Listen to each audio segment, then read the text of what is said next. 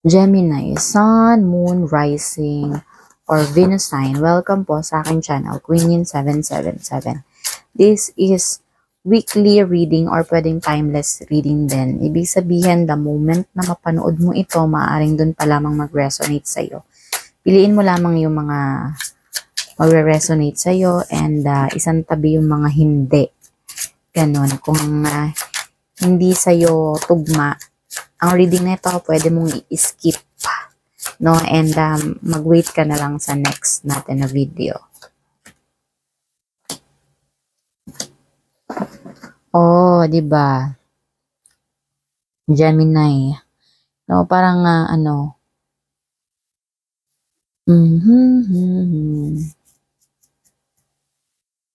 parang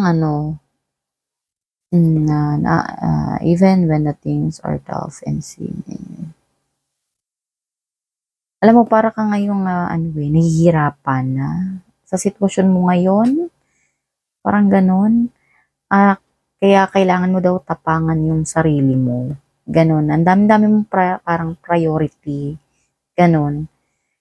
Parang nahihirapan ka kasi parang gusto mo sana nga pagsabay-sabayin. Ganon. Gemini. No? Kaya ka nahihirapan na to the point na parang pwedeng muna, one step at a time. Ganon. So, magkaroon ka daw ng tapang para mamili or para ano yung dapat unahin mo. Ganon. Gemini. O, tingnan mo. With the 7 of Cups. No? Kasi, gusto mo nang yumaman ba yun? No? Ang mental mo, ang isip mo, gusto mo nang yumaman kasi, gusto mo nang tumulong sa pamilya mo. Parang, gusto mo nang akuin lahat ng responsibilidad. No? Ang dami-dami mong priority. No? Gusto mo nang yumaman para sa sarili mo, makatikim ka ng luxurious na buhay. Ganun. Gusto mo nang yumaman para magkaroon ka ng fame, para makilala ka or ma-recognize ka na ng maybe kamag-anak mo and friends mo na may pera ka na, ganun. Or maybe kahit may pera ka na or something na mas upgraded na yung buhay mo, ganyan. Or gusto mong yumaman or gusto mong magkapera kasi gusto mong gumala, ganun. No, kaya ka siguro nahihirapan, parang, wants to, fire energy. So, parang, nagmamadali ka sa buhay mo. Ganon. Gemini, no? No. And doon is parang makikitap in ka. Yung something meron kang pwedeng may pag-aaralan ka, literal, pwedeng nanonood ka ng mga tutorials or meron kang pinagtatanungan or meron kang pinagtatanungan, collaboration, yun nga. O, yun, basta something meron ka tuloy nilalapitan or inaaral. No, na parang or magdadagdag ka ng job mo. Ganon. Kasi, 4 of Wands is gusto mo lang pala magkaroon talaga ng harmonious na buhay para sa family mo. No, magkaroon ng freedom. No, yung kalayaan, financial freedom, ganon. No, happiness, yan. No, kaya gusto mong parang yumaman.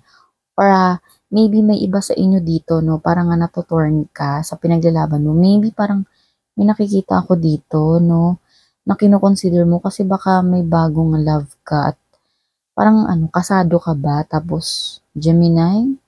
Tapos parang ngayon gusto mo nang yumaman para hindi na maghabol yung dati mong asawa sa'yo kasi magsusustento ka.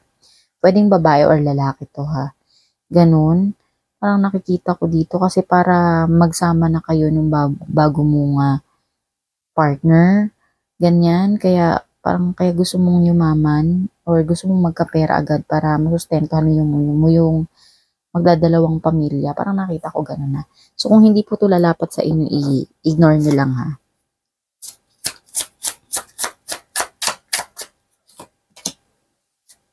So nahihirapan ka talaga, Gemini. No, parang yun na lang yung hindi ka makatulog sa gabi, kakaisip mo nun. No, nagdedesperado ka na panindigan yung mga naging sitwasyon mo o yung mga pinaglalaban mo.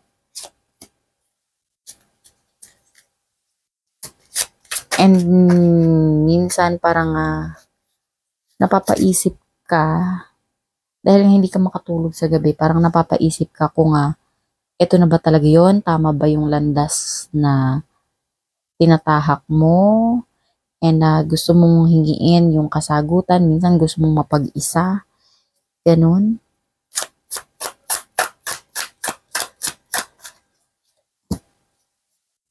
Gusto mo lang talaga ng Gemini, gusto mo lang talaga ng masayang pamilya, no?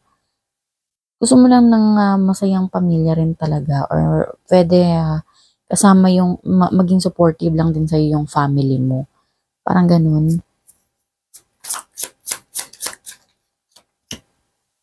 Ay, may the Tower.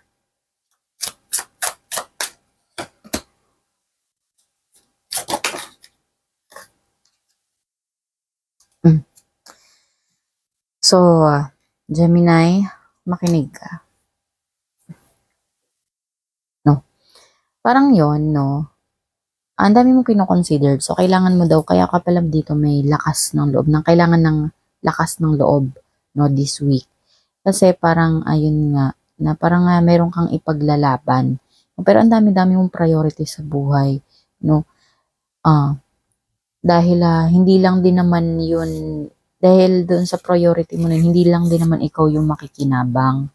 And dahil doon, parang ang dami mong papasukan na magsa-sideline ka, ganun, yung to the point na may pagtatanungan ka, meron kang kakausaping tao, no, na para makatulong sa'yo.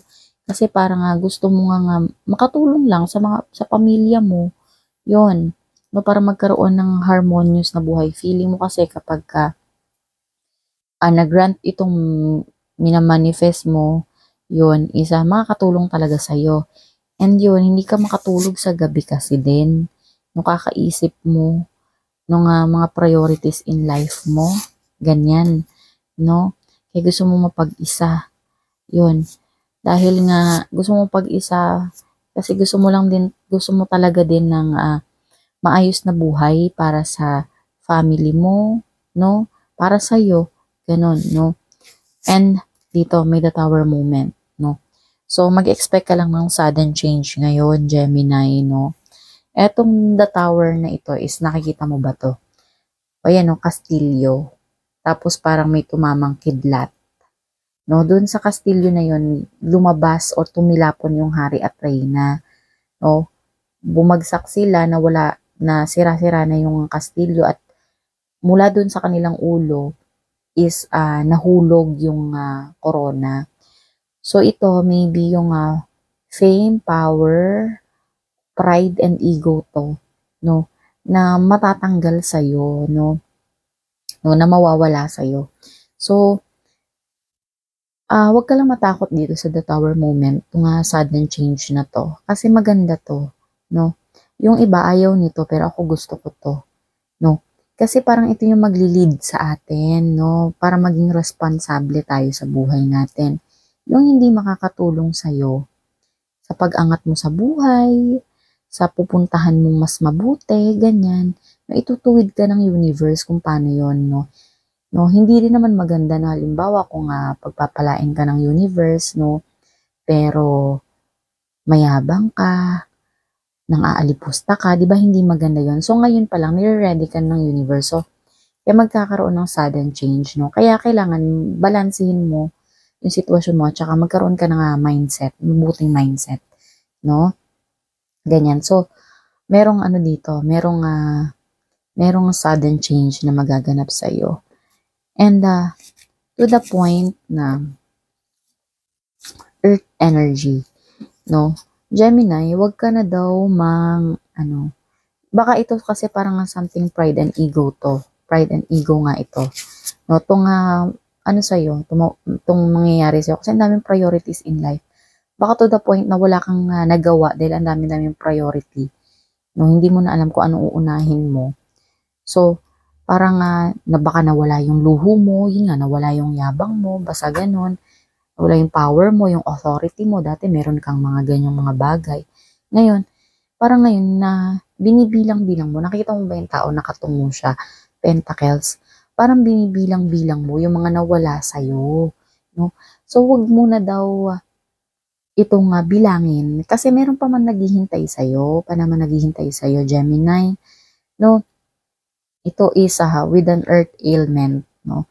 Earth ailment, ibig sabihin is maging humble ka lang and maging down to earth, no? Ganon. Ganon mo i-face yung sudden change na mangyayari sa'yo, no? I-face mo siya ng may humbleness, no? Ng, ng down to earth, no? Harapin mo siya ng ganon, no? Kung pwede tanggapin mo muna, hindi, sige, pero kung halimbawa, dumating sa'yo yung the tower moment, wag kang humog na parang in denial ka pa na, hindi, ganito pa rin ako. Tapos, yung mga tao sa paligid mo, i-deny mo siya kahit alam na ng mga tao yung mga nangyayaring kaganapan na nangyayari sa'yo na hindi mo gusto, ganun. I-deny mo siya. So, harapin mo daw na yun na maging humble ka, no? Tanggapin mo lang yung mga pagbabago na yun, no? And wag ka nang magbilang sa mga nawala sa'yo. Binibilang mo pa kasi Pentacles, nakikita mo ba yan, yung tao, no? Parang binibilang niya pa yung mga nawala sa kanyang mga bunga or kung ano na lang yung mga natira. Parang ganyan, no? So, yun yung sabi sa'yo, Gemini. Kasi pag na-surpass mo yan, Gemini, pag hinarap mo yan, kasi sa, earth ailment, yung parang dito, yung pagtanggap mo ng proseso o yung parang solusyon, no? Basta maging humble ka lang daw, ganyan, no? Mapagkumbaba, ganyan. Kasi alam mo kung bakit, after nyan, masurpass mo, ito yung reward sa'yo ng universe, no? Ire-respeto ka nila, magiging mo yung power mo, babalik sa'yo yung respeto, magkakaroon ka ng leadership. Nakita mo ba yan? The Emperor yan, no? Fire energy, no? And Aries and Mars energy, basta something fiery, passionate, no? Magkakaroon ko na ng control, ng disiplina. Ibig sabihin, yung tipong kahit alam mo na, kumbaga kahit anong sitwasyon ng iba to sa'yo, kayang-kaya mo na yan sa susunod na harapin. Kung may positibo ka ng pananaw, alam mo na yung mangyayari, kasi napagdaanan mo na, ganun. Yan yung reward sa'yo ng universe, no? Basta masurpass mo lang yan, maging humble ka lang, mapagkumbaba ka lang, huwag ka lang maging mapagpatol. Kahit na tinitrigger ka na ng mga tao sa paligid mo, Gemini. So, kuha naman tayo ngayon ng mindful message. Ito yung may mga paalalang mensahe sa iyo, no? For this week.